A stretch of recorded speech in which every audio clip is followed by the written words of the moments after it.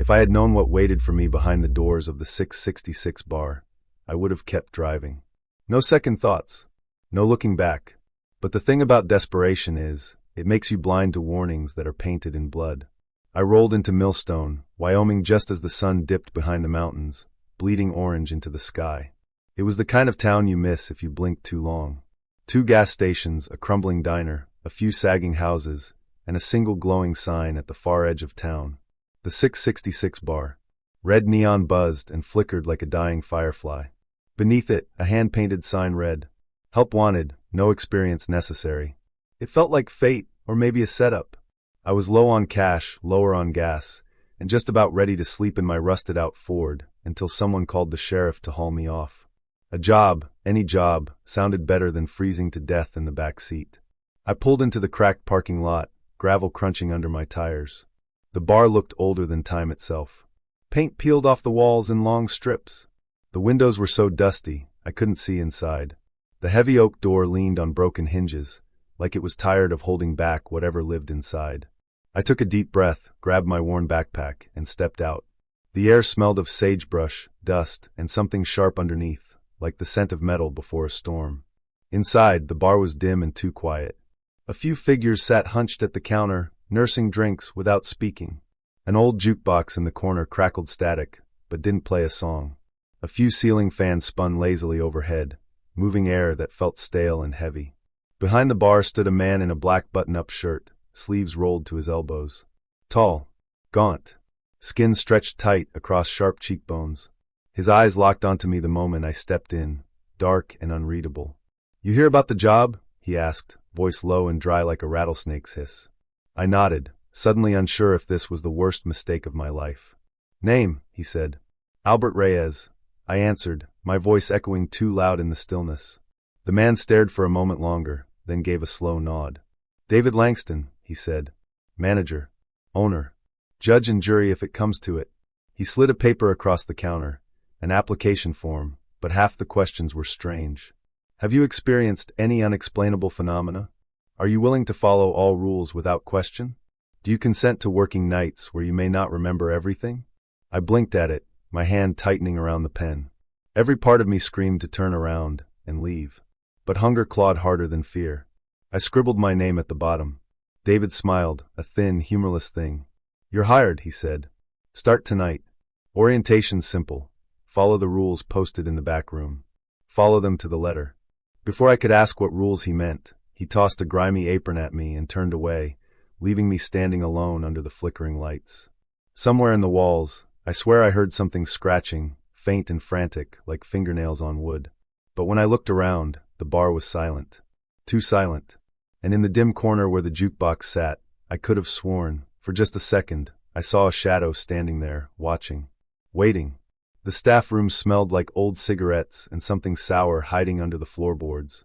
The walls were yellowed with age, and a single bare bulb swung from the ceiling, casting long, shivering shadows across the cracked tiles. I tossed my backpack onto a battered metal chair and sat down heavily, trying not to think about how quiet it was back here. On the far wall, right next to a dented refrigerator humming way too loud, I saw it, a piece of torn brown paper, pinned up with a rusted nail. The words were scrawled in thick black ink, crooked like whoever wrote them was in a hurry, or afraid. I stood up and walked closer, feeling a chill crawl up my arms even though the room was warm. It said, 1. Never serve a man in a green hat. 2. Always lock the cellar door before midnight. 3. If the jukebox plays by itself, do not look at it. 4. Never answer the knocking from inside the walls. 5. If a drink spills on its own, clean it immediately, do not speak. 6. Leave exactly $2 under the register at closing. 7. Never be the last to leave. I stared at the list for a long time, my mouth dry. Behind me, the door creaked open, and I nearly jumped out of my skin. David stood there, arms crossed, watching me with a face carved from stone. "You read them?" he asked. I nodded, too uneasy to find my voice. "Good," he said. He stepped into the room and let the door fall shut behind him. It made a hollow thud, like a coffin closing. "Follow the rules. Don't think about why. Don't ask questions. Just do it." I forced a laugh, trying to act normal. "This? Some kind of tradition? Bar initiation?" David's mouth twitched. I couldn't tell if he was trying to smile or trying not to. You can think of it like that, he said. Just make sure you take them seriously. He leaned in a little, lowering his voice. This place isn't like the others. The 666 has history. I wanted to ask more, but something about his eyes, a deep, hollow kind of tiredness, made me stop. Instead, I shoved my hands in my pockets and muttered, "Got it." David studied me a moment longer, then nodded and stepped back into the main bar. The door swung closed behind him with a soft hiss. I stood there, heart thudding, staring at the list again. The letters seemed darker now, like they had soaked up something from the room, some invisible weight pressing down on them, and on me. In the silence, I thought I heard something soft. A knock, from inside the wall right behind the list. I froze. My skin went cold. I counted slowly in my head, 1, 2, 3, and when nothing else happened, I grabbed my apron from the chair and rushed out of that room faster than I'd ever admit. Maybe it was the creaky old building. Maybe it was the nerves. But as I pushed through the door into the low-lit bar, a single thought burned in the back of my mind. The rules weren't a joke, and something here was watching, waiting for me to slip. My first few nights at the 666 bar passed like a half-remembered dream, one where you can't tell if you're awake or stuck somewhere you shouldn't be. The air inside the bar always smelled faintly of old wood, burnt grease, and something sour beneath it all, like mold growing somewhere just out of sight. Every time I wiped down the counters, I felt tiny pricks on the back of my neck, like 1,000 invisible eyes were watching me. The regulars came in at the same time every night, sitting at the same tables, ordering the same drinks. They hardly spoke to each other, and even less to me. They just sipped from their glasses, staring at nothing with hollow, tired eyes. Sometimes they mumbled under their breath, words too low for me to catch. I told myself it was just the way small towns were, weird folks clinging to old habits. But deep down, I knew it was more than that. On my second night, just as I was wiping a spill near the jukebox, I heard it crackle to life. I hadn't touched it. No one had. Yet there it was, spitting static and faint music, a warbling song that sounded like it was playing underwater. I froze. One of the rules I had memorized flashed in my mind. If the jukebox plays by itself, don't look at it. I squeezed my eyes shut and turned my back. My hands shook as I blindly wiped the counter, pretending not to hear the strange notes slithering into the air. After a few minutes, the music stopped. When I finally dared to open my eyes, everything looked the same. But I couldn't shake the feeling that something had shifted in the room, something small but heavy, like a stone being dropped into a still pond. Another night, just before closing, I noticed something else. The lights above the pool table would flicker, but not like regular broken bulbs. They pulsed, slow and steady like a heartbeat. A few of the customers noticed too. They would glance up, mutter under their breath, and grip their drinks tighter. No one dared speak about it. By the fourth night, the shadows began playing tricks on me. In the corners of the room, near the old booths where the light didn't quite reach, I sometimes caught glimpses of shapes. Tall, thin figures that seemed to be standing just beyond the edge of my vision. Whenever I turned my head, they were gone. At first, I thought it was my mind messing with me. Long shifts, bad sleep, nerves. But one night, as I was closing up, I saw it clear as day. A figure tall and thin, standing by the entrance, its face hidden by the shadows. I blinked, and it was gone. My hands were slick with sweat as I locked the front door that night. As I turned the key, I heard something soft, almost like a whisper, brushing against my ear. "One mistake," it said. I spun around, heart hammering in my chest, but the bar behind me was empty. David found me standing there a few minutes later, staring into the dark. "You'll get used to it," he said with a small, knowing smile. His voice was calm, too calm, like this was all perfectly normal. "Or you won't." He clapped a hand on my shoulder and walked away, leaving me standing there, feeling colder than the night air outside. I didn't know what was waiting for me in the days ahead. But part of me, the part that still listened to the cold warnings in my gut, already wanted to run. The other part knew it was already too late. The night started out slow. It was one of those shifts where the minutes dragged, sticky and heavy, like the air right before a storm. I wiped down the counter for the 5th time, even though it was already clean.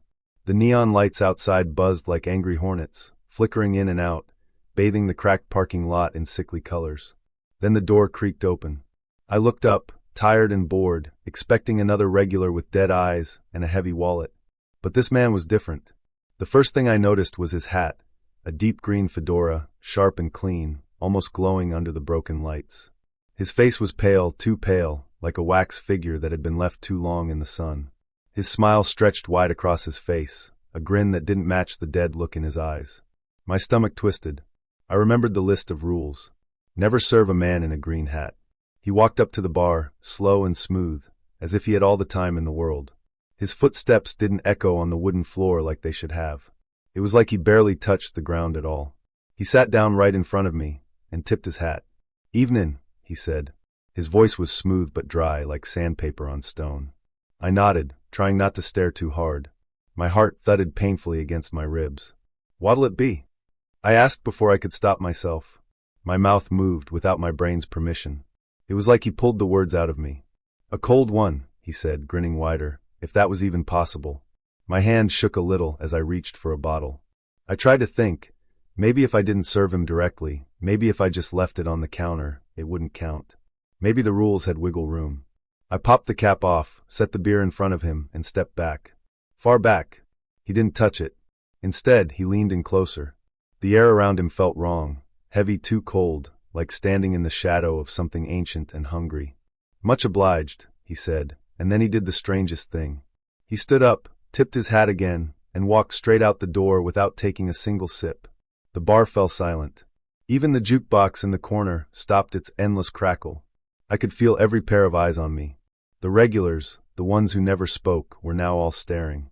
Their faces were blank, but their eyes were filled with something else. Fear. Panic.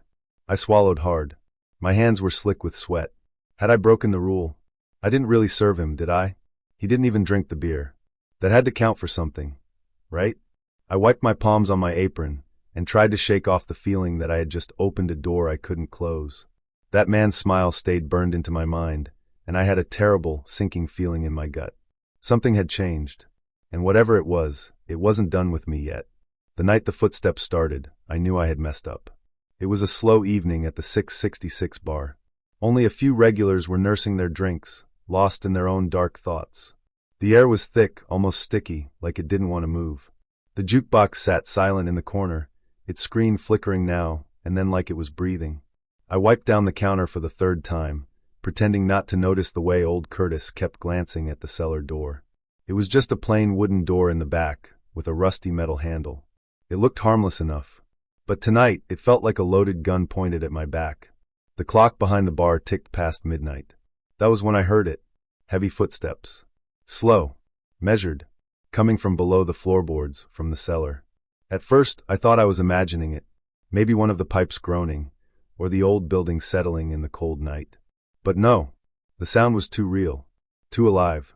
The boards under my feet trembled slightly with each step. Thud. Thud. Thud. I froze, my rag slipping from my hand and landing with a wet slap on the floor. No one else seemed to hear it. Or maybe they did, but they were too smart to react.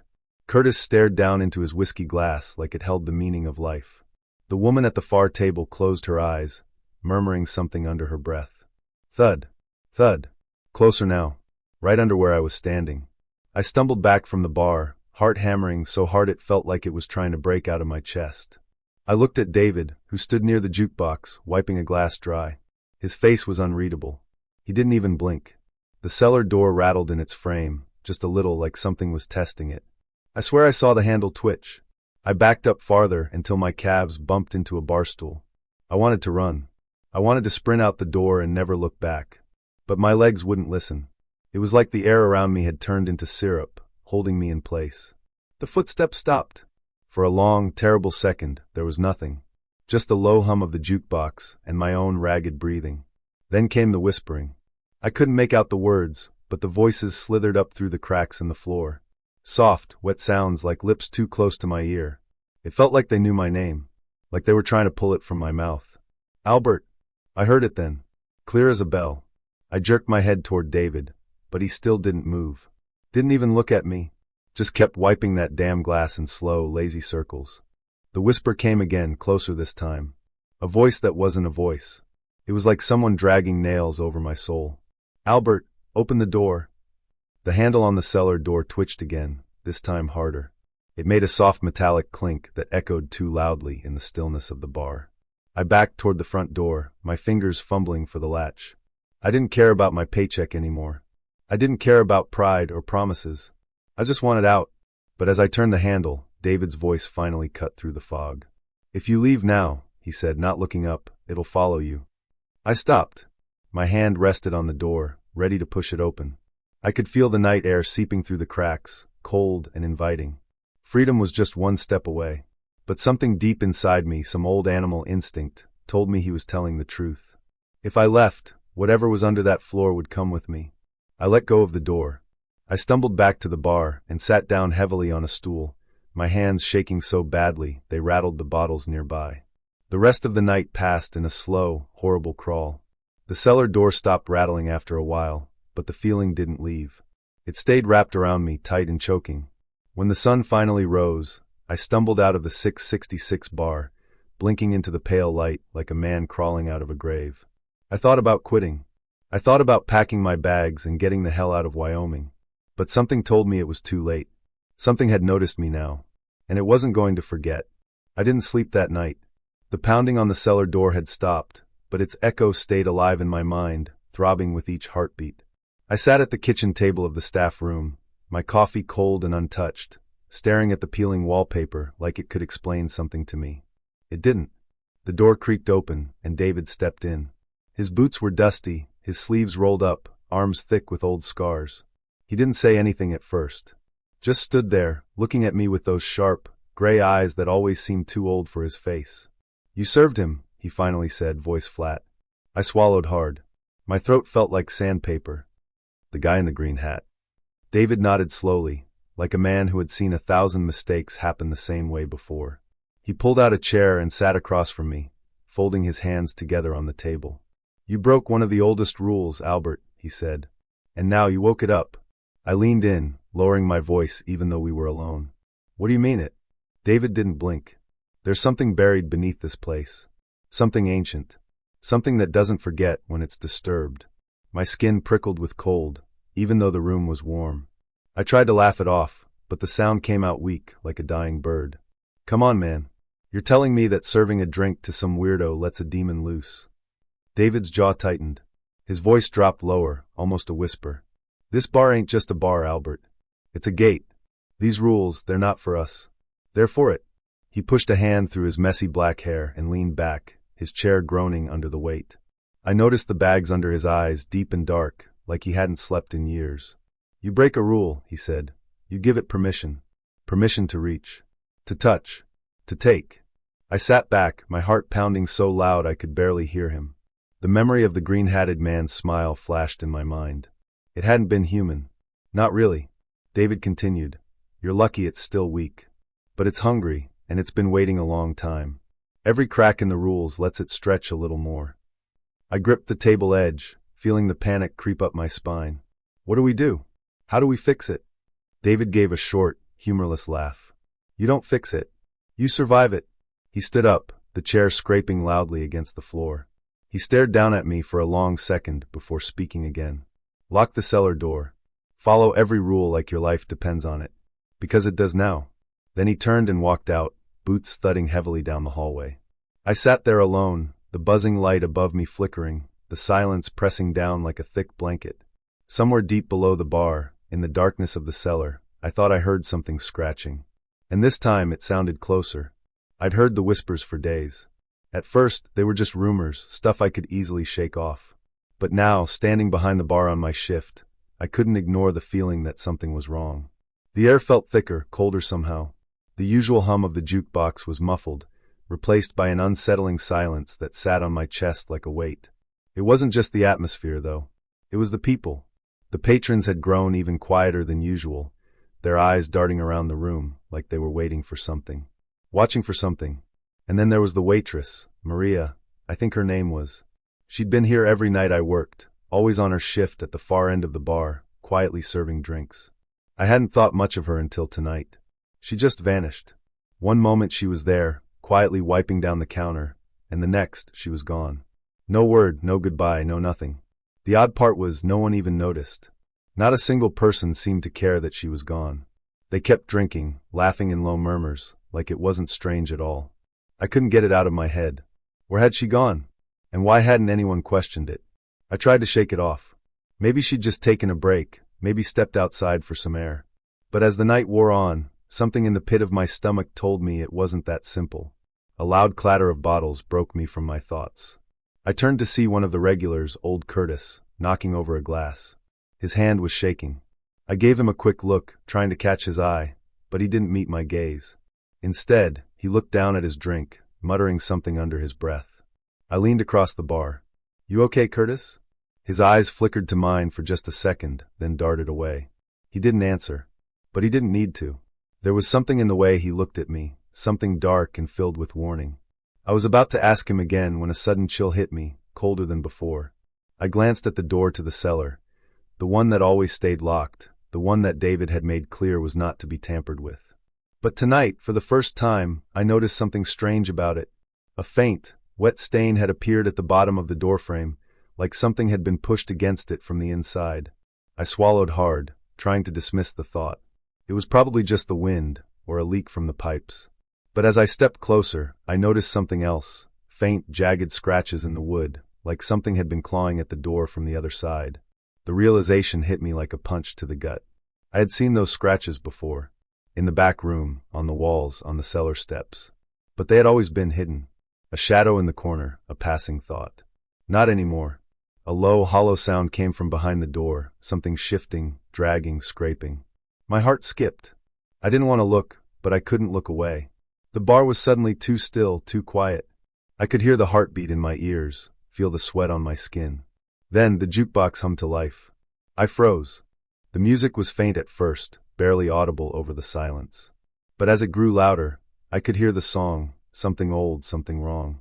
The tune was familiar but twisted, like it had been played 1,000 times too many. I didn't want to look, but my body moved on its own, pulling me toward the jukebox. The dim light flickered as I walked closer, the shadows stretching unnaturally. I stood there, staring at the glass. My reflection stared back, but there was something off about it. My eyes looked hollow, empty. Like I was staring at a different version of myself. A version that didn't belong. Behind me, the air thickened again, and the room seemed to darken. The jukebox's static screeched, sending a chill through my spine.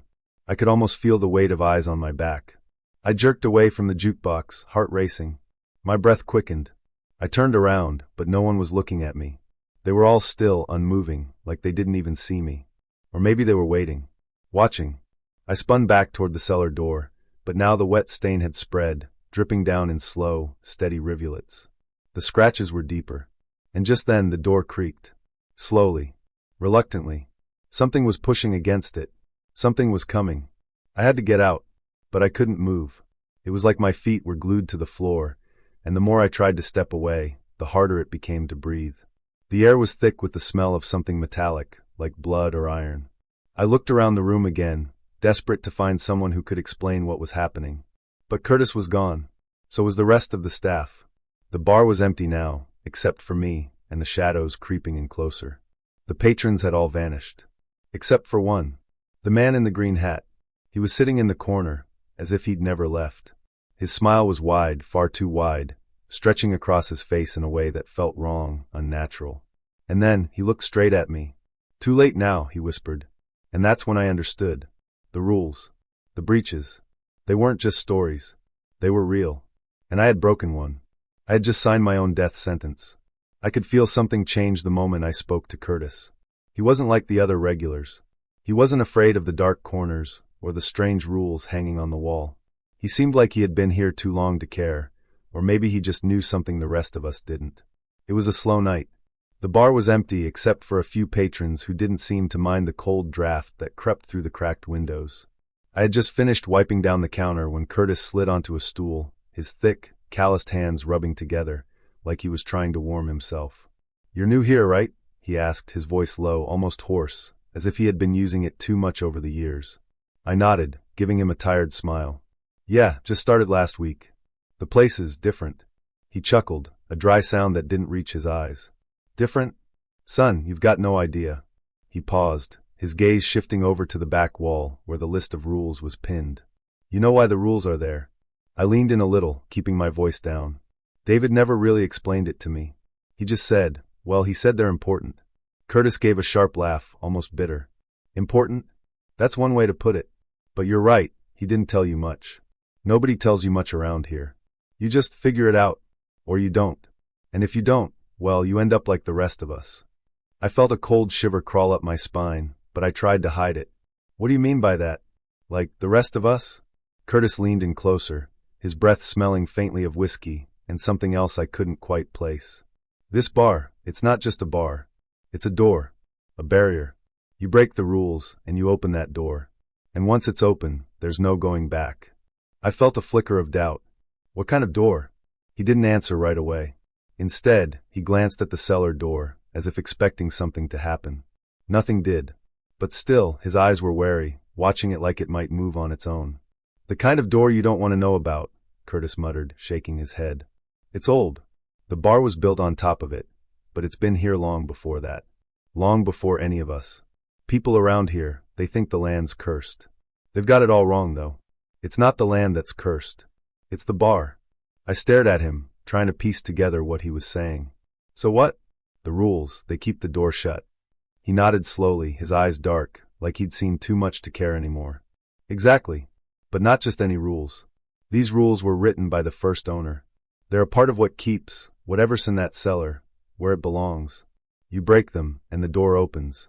I swallowed, my throat feeling tight. And if it opens? Bad things happen, Curtis said simply. The kind of things you don't get to wake up from. I glanced at the other regulars. They were all talking in low voices, eyes flicking nervously towards the cellar door. It felt like the room was closing in around me. I had heard the stories, the disappearances, the strange whispers, the way the bar seemed to trap people. But hearing Curtis say it out loud made everything feel real, too real. I leaned in, my voice barely a whisper. So why are you still here? Curtis's eyes softened just for a moment, a hint of something older and more tired in them. Where else would I go? He asked, and his smile was hollow. Once you're in, you're in. You make your choice when you walk through the door. You either follow the rules or you stop existing. And trust me, you don't want to stop existing. I didn't know how to respond to that. The air felt heavier now, the space between us filled with things I didn't want to think about. But before I could say anything else, David appeared from the back, his eyes flicking over to Curtis, then to me. A strange, unreadable look crossed his face, and I immediately felt the temperature drop, like something was about to happen. I see you've been chatting with Curtis, David said in his usual calm tone. I hope you're getting the right idea about the place. Curtis stood up slowly and turned to me, his face hardening. You're not ready for it, kid. You don't want to be ready for it. Just keep doing your job and follow the rules. They're not just suggestions, they're lifelines. David stepped forward, his gaze now fixed firmly on me. Curtis is right about one thing. Once you break a rule, you'll find out exactly how high the stakes are. As he walked away, I couldn't help but notice the weight of his words. I knew something had shifted in me. I couldn't unhear what Curtis had said. The rules weren't just some quirk of the bar. They were the very thing holding back whatever was down there. And I had already broken one of them. I don't know how long I stood there staring at that cellar door, my heart pounding in my chest. The sounds were louder now, muffled at first, then clearer. A deep, scraping noise, like something sharp dragging across stone. It sent a cold shiver down my spine. For the first time since I started working at the 666 bar, I realized something wasn't right. Not just the rules or the creepy customers, but something far worse, something alive down there. David had warned me. I should have listened. The cellar door shuddered, the metal hinges groaning under the pressure. Then, with a sickening crack, it gave way. The door flew open with a violent force that slammed against the wall, sending dust swirling through the air. I froze, staring at the dark abyss below. A black mist started seeping from the cracks, curling around the edges like fingers reaching out for something or someone. It was thick, unnaturally dark, like the kind of darkness that swallows you whole, leaving nothing behind. A foul, metallic smell filled the room, choking me as I backed away. But I couldn't move fast enough.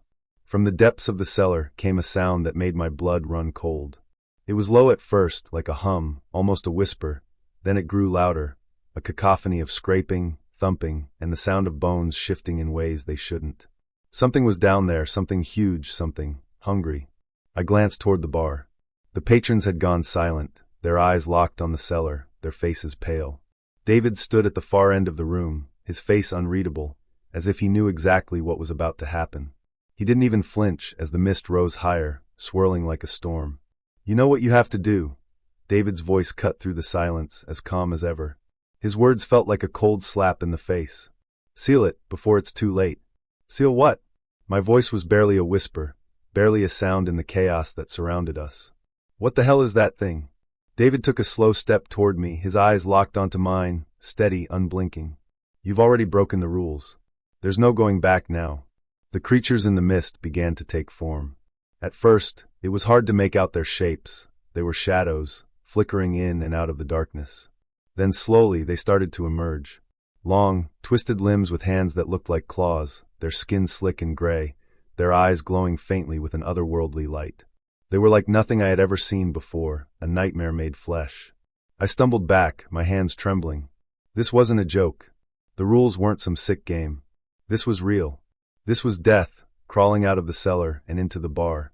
David stepped closer, his hand reaching into his jacket. I barely noticed, too focused on the creatures inching their way toward the entrance. You've got a choice, he said, his voice still calm, too calm. Stay and join us, become one of us. Or go down there, in the cellar. Seal the breach. The creatures' eyes locked on me. I could hear them now, raspy breaths, their teeth grinding together. Something deep inside me screamed to run, to get out, but I couldn't move. I was frozen, paralyzed by the weight of what was happening. David's voice snapped me back to the present. Time's running out. You won't last long if you don't act. You have to make the choice. I turned toward the cellar, where the mist swirled like a living thing, a hungry thing. The creatures were almost upon us now, their twisted limbs reaching out, their mouths gaping open in a silent scream. There was only one way out. I turned back to David, my breath ragged in my chest. How do I seal it? David smiled, but it wasn't a smile of reassurance. It was the smile of someone who knew the price of survival. The rule book, he said. You have to find the rule book. The original one, hidden in the cellar. Only then can you seal it. I swallowed hard, my heart racing in my chest. I didn't have a choice. I couldn't let whatever those things were crawl out into the world. I had to do it. I had to go down there. Get ready, David's voice echoed, like a distant memory. Once you go down, there's no coming back. I nodded, my hands shaking as I made my way to the cellar, my legs trembling with each step. I didn't know what I was walking into, but I knew I had to face it. If I didn't, everything would be lost. I reached the cellar entrance, staring down into the abyss below. The creatures were almost at my heels now, their gnashing teeth ready to tear into anything they could find. I took a deep breath and stepped forward. The mist swallowed me whole. I could feel the air shift. The moment the cellar door burst open, the temperature dropped, and I could taste the strange, metallic tang in the air. My heart slammed against my chest. It was as if something had stirred awake, a primal force that hadn't been disturbed in centuries. The world outside the bar, everything that had once been normal, seemed to slip away, replaced by this overwhelming sense of wrongness. I stared at the black mist rolling from the cellar, swirling like smoke but heavier, more tangible, as though it was alive. It moved with a purpose, a slow, deliberate crawl across the floor. I stood frozen, my feet glued to the floorboards, and my mind screamed for me to run, but my body wouldn't obey. The air grew thick with something I couldn't name, suffocating in its silence. Then I heard it. A whisper. No, not a whisper, a low, guttural growl like the rattle of bones grinding together. It came from deep within the mist, from the dark pit below the bar. I forced my legs to move, inching toward the door, my hands trembling as I reached for the iron handle. It was cold to the touch, colder than anything I'd ever felt. With a jerk, I pulled it open further. The door creaked, protesting, as if it too knew what was about to happen. I had to go down there. The rule book, the one that David said would stop it all, was buried in the cellar. If I didn't find it and seal this thing back where it belonged, it was over. Everything would be over. With a deep breath, I stepped inside, the darkness swallowing me whole. The stairs were steep, their edges worn down from years of use, but it wasn't the state of the stairs that unnerved me. It was the sound. The air in the cellar was thick with it, the faintest scraping noise, like something dragging its claws across stone. My heartbeat echoed in my ears, louder now, but I couldn't turn back. Not when I had already come so far. I reached the bottom and turned, my eyes adjusting to the dim light. The cellar was enormous, bigger than I had imagined, stretching into the blackness beyond the range of my flashlight. The walls were damp, dripping with moisture that seemed to seep from the very foundation of the bar. The smell was worse down here, sour, rotting like something was decaying in the corners, something that had been dead for too long. I shone the light toward the back of the cellar, and there it was, the rule book. It sat on an old wooden table, glowing faintly under the beam of my flashlight. The book looked like it belonged in a museum. Ancient, its leather cover cracked and worn, like it had been handled by countless hands, both human and not. I could feel a strange pull, a magnetic force drawing me to it, but as I took a step forward, something moved in the shadows. I stopped. My breath caught. The air seemed to tremble around me, vibrating with a presence I couldn't see. I lifted the flashlight higher, the beam cutting through the dark, but I saw nothing. Except for the eyes. There were two pinpricks of light in the darkness, far too low to be human, far too wide. They blinked slowly, deliberately, and I felt my blood turn to ice. I should have run. I should have turned and fled, but my feet were rooted to the ground. I didn't dare move. The eyes came closer, growing larger in the light. I saw the glint of something sharp in the darkness, long claws scraping against stone, dragging along the floor like they were made of metal. My throat tightened. I needed to reach the book, needed to finish this. It was the only way. I forced myself to step forward again, but the eyes followed, never blinking, never turning away. And the sound, it was louder now, scratching, tapping, something heavy shifting in the dark. Finally, my hand closed around the book. The moment my fingers brushed the cracked leather, I felt it, like a shock running through me. Cold, sharp, and violent. I yanked the book from the table, and as I did, the lights flickered. The scratching noise grew louder, now accompanied by a deep growl, low and rumbling from all around me. It felt like the cellar itself was coming alive, closing in on me. Without thinking, I flipped open the rulebook. The pages were old, brittle, but they were covered in symbols I could barely understand. Some were written in a language I didn't recognize. I scanned through the pages, feeling the weight of every word, every symbol. Then, my eyes landed on what I was looking for, the sealing chant. The words were written in the same strange language, but I understood them, or maybe I was just too terrified not to. I began chanting the words, softly at first, then louder as the growl behind me grew more urgent, more furious. The eyes were closer now, inches away from me. The temperature plummeted, and my breath misted in front of me. Something wet and cold brushed against my neck, but I didn't dare look back. I chanted faster, the words tumbling out of my mouth as if they were alive, pulling me forward. The cellar seemed to stretch, twist, the walls closing in as the shadows wrapped around me. I could feel the thing closing in, its claws raking against my skin, but I didn't stop. Not until the last word escaped my lips. And then silence. The growl stopped. The cold receded. The eyes vanished.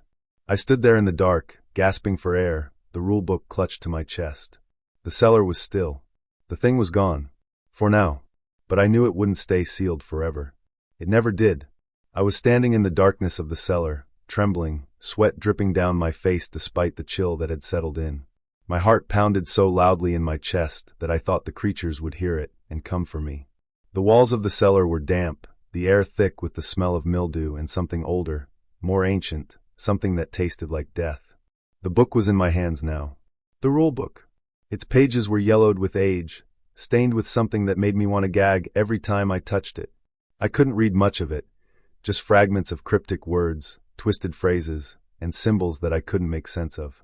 But there was something in the back of my mind that told me these words, these symbols, would either save me or seal my fate forever. I glanced up. The cellar door had been flung open, and the darkness beyond it seemed to be alive, pulsing like a heartbeat. A shape moved in the shadows, long and sinuous, its form barely visible, but still enough to make the hairs on the back of my neck stand on end. It whispered my name in a voice that sounded like 1,000 voices whispering in unison, all hollow, all cold. The ground beneath my feet seemed to tremble. The very air felt heavier, like something was pressing down on me, something that wanted to crush the life out of me. I could feel it in my bones, the weight of it, the deep, dark hunger of it. Albert! I wanted to run. I wanted to turn and flee, but my feet were rooted to the spot, my body frozen in place. I couldn't move. I couldn't breathe. The shadow that moved closer was no longer just a shadow. It was something more, something old and hungry, something that had been waiting for this moment for who knows how long. Its eyes glowed faintly, the color of old blood. It was massive, looming, its form a nightmare of limbs and twisted flesh that didn't belong in this world. Seal it, David's voice echoed in my mind, his words a cold reminder of the choice he had given me. Seal it, or become one of us. I shook my head, trying to clear the fog that had settled over my mind. The book, the words in the book. I had to do this. I had to. But my hands were shaking so badly I could barely hold it. I flipped the pages, eyes scanning frantically. I needed to find it. The words that would close the door. The words that would lock it back where it belonged. And then I found it. The words I needed to speak. I didn't know what they meant, didn't care. All I knew was that I had to say them. I had no choice. I stepped forward, my legs trembling, my voice shaking as I began to chant the incantation. The shadow hissed. A horrible, screeching sound that rattled my bones. It lunged toward me, but I didn't stop. I couldn't stop. My voice was getting louder now, the words flowing more easily, as if they had a life of their own. The cellar around me seemed to warp and twist, the air growing colder, the walls bending in on themselves. The creature was nearly on me now, its mouth open wide, fangs glistening in the dim light. I could see its yellowed eyes, its twisted face, as it reached for me, its claws raking through the air. But I didn't stop. I couldn't stop. With the last of my strength, I shouted the final word. And then everything went still. The creature froze, its massive form hanging in the air for a heartbeat, suspended in time. I could feel the energy in the room shift, the air crackling with power. The ground shook, the cellar door slamming shut with a deafening thud. The darkness pulled away, unraveling like smoke. The creature screeched once more, a sound that echoed in my mind, then it was gone. The cellar was silent. Dead silent. And I was alone. I stood there for what felt like an eternity, trying to catch my breath, my body shaking. The rulebook had fallen from my hands, lying at my feet. I was still alive. But I didn't feel like I had escaped. Not really. Slowly, I turned to leave the cellar.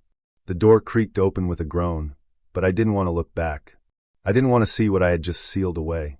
I climbed the stairs back into the bar, every step heavy with the weight of what I had just done.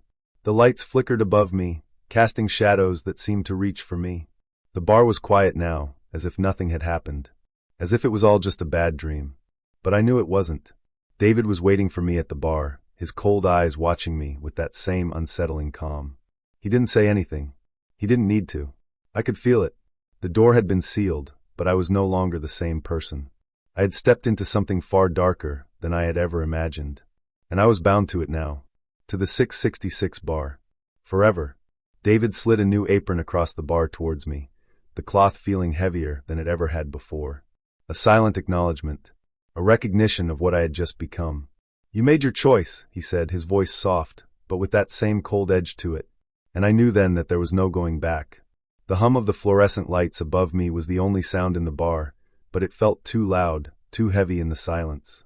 I stood there, in the middle of the room, surrounded by the familiar, comforting decay of the 666 bar. The cracked booths, the dark wooden counter, the dust that settled in the corners of the room. It all felt the same as it always had. But something was wrong. I was wrong.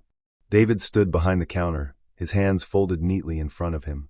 His eyes locked on me, calm as ever, like he hadn't just watched me fight for my life in that cursed cellar.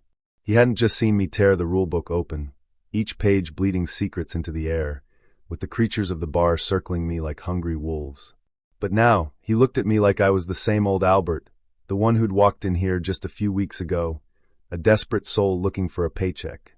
The whole bar felt suffocatingly still, as if it was waiting for something, and I realized it was waiting for me. "You made it," David said, his voice like gravel scraping across stone. "I knew you would." I looked around, the weight of his words sinking into my chest. I wasn't sure what he meant, what he was talking about. I should have been relieved, right? I stopped the monsters from coming through the cellar door. I sealed the breach. I should have been free. But instead, I felt heavier than ever. David reached out slowly, his hand moving like he had all the time in the world. He slid something across the counter toward me, an apron. The same dark, stained one I'd worn for the past few nights. I stared at it, blinking like it had appeared out of nowhere. The name tag on it had my name, Albert. But there was something new about it, something almost final. The fabric felt colder than it had before, as if it had been touched by something far older than I could comprehend. "I'm not going back to that cellar," I said, my voice hoarse, barely a whisper. The memories of those creatures and the suffocating black mist flooded back, choking me with terror. "I can't. I'm not one of them." David smiled, a small, eerie grin that didn't touch his eyes. "You've already made your choice. The bar doesn't let go of its own, Albert. Not once it's claimed you." A chill ran down my spine as his words sank in. The idea didn't hit me all at once. It was like a slow burn that spread through my chest, filling every corner of my mind. I wasn't leaving. Not now, not ever. You don't have to do this, I said, though my voice faltered. It didn't sound convincing, even to my own ears. I stopped the breach. The rules, they're all sealed. You promised. David leaned forward, his face suddenly close enough for me to feel his cold breath. The rules were never just about the breach, Albert. They were about keeping this place in balance. But now you're part of it. You'll serve here. Just like the others. Forever. I felt the ground shift beneath my feet, my stomach twisting into knots. My pulse quickened. The thought of never leaving this place, never being free of its suffocating walls, sent a wave of nausea through me. But it was too late. The bar had claimed me. The rules had me now, and the price was something I could never pay. The door to the bar creaked open, and the same strange patrons from before, the ones who'd been here when I first arrived, walked in. They didn't even glance at me. They walked right past me, sitting down at their usual tables. Their eyes were hollow, their faces set in that same unreadable expression. The jukebox clicked to life on its own. The first slow, warped notes of a song I didn't recognize echoed through the room, filling the air with a strange, heavy sense of finality. I turned to David, but he wasn't looking at me anymore. He was wiping down the counter, as if nothing had changed. As if I hadn't just sealed the bar's fate, and mine. His hands moved with slow, deliberate precision, the gesture almost too practiced, too familiar. You'll get used to it, he said, his voice low, as if sharing a secret. Everyone does. Welcome to the family, Albert. The words felt like a weight, pressing down on me, pinning me in place. The bar had always been a prison, but now I was its warden. The apron felt heavier in my hands, as if it were pulling me into the very fabric of the place, binding me to it. I didn't know how long I stood there, staring at the bar, staring at my reflection in the dirty mirror behind the counter. I didn't know how much time passed, but when I finally snapped out of it, I had already tied the apron around my waist. It felt too tight, like I had been wearing it for years. And that's when I understood. The 666 bar wasn't just a place. It was a prison, and I had just locked myself inside. David finally looked at me again, a glimmer of something, satisfaction maybe, in his eyes. Now, let's get to work. And I did. I picked up a glass, poured a drink, and served it to a man who sat at the bar. His green hat caught the light for just a moment before he took a sip. And I smiled. Because this was my life now. Forever. I woke up to the familiar hum of the bar's flickering neon sign. The faint buzzing was always there, like a constant reminder that something was wrong with this place. Even as the bar returned to its usual mundane rhythm, I felt it, the weight in my chest, the dark presence still lingering behind the walls. It was quiet now, almost too quiet. The usual clinking of glasses and low murmur of conversation had settled into a strange stillness. I stood behind the bar, my hands moving automatically as I wiped down the counter, but my thoughts kept drifting back to that moment in the cellar. The dark things I'd seen, the voices that whispered from the shadows. I should have left when I had the chance. I could have, but now it was too late. My legs felt heavier, as if the weight of the bar's curse was sinking into my bones. I couldn't shake the feeling that every inch of this place was watching me. David appeared from the back, his footsteps quiet against the worn wooden floors. He didn't need to say anything. His eyes told me everything I needed to know. There was no escaping this. No running. Not anymore. You did it, he said, his voice smooth like it always was. You sealed it. I didn't know if he was congratulating me or mocking me. Either way, it didn't matter. I felt the chill in the air wrap tighter around me, like the bar was slowly closing in, pulling me into its grasp. I looked around, seeing the same faces that had been here before. They were all regulars, all part of this place, bound to it in ways I couldn't understand. A few of them looked up as I passed, their gazes empty and distant, but there was something else behind their eyes, a recognition. They knew what I had done. They knew I was one of them now. David walked over to me, slow and deliberate, and placed a fresh apron on the counter. It's yours now, he said. You're part of the family. I stared at the apron for a long moment, the fabric faded and worn, the familiar logo of the 666 bar stitched into it. It was as though the apron was marking me, like a badge of something darker than I could comprehend. I didn't want it. I didn't want any of this. But when I reached for it, my fingers brushed the fabric, and a strange sense of acceptance settled over me. There was no going back. The bar had claimed me, just like it claimed all the others who made the same mistake. The others. The ones who had vanished or disappeared into the shadows. Were they still here somewhere? Trapped like I was, forever bound to this cursed place? David turned and walked away without another word, leaving me with the apron in my hands. I could feel the weight of it, heavy with the promise of something I couldn't escape. I looked around the room again. The same faces, the same worn-out furniture, the same dim light casting long, eerie shadows across the walls. But now it felt different. Now it felt like I belonged to it, like this place was mine, as much as it was anyone else's.